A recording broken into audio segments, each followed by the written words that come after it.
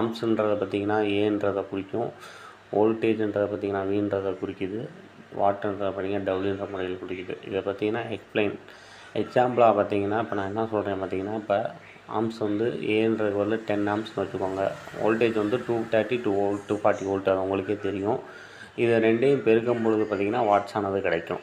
இப்போ உதாரணத்துக்கு 1 ஆம்ஸ்னு வச்சுக்கோங்களேன், 240 வோல்ட் கரண்ட்டுக்கு கனெக்ட் பண்ணி பார்க்கும்பொழுது 240 வோல்ட் வோல்டேஜ் கனெக்ட் பண்ணும்போது 2240.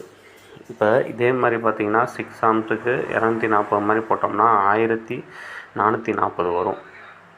6 × 240 1440 வரும்.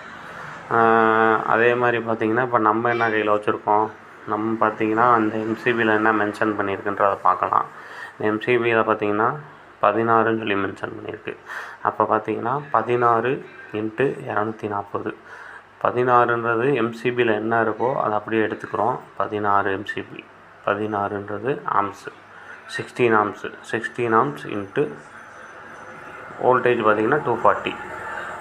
வோல்டேஜ் என்ன இருக்கோ அந்த ஸ்பாட்டில் என்ன வருதோ அதான் வோல்டேஜ் 240. அப்போ 240 இதை வந்து பார்த்திங்கன்னா என்னன்றது நீங்கள் கமெண்ட்ஸில் தெரிவிச்சுக்கோங்க.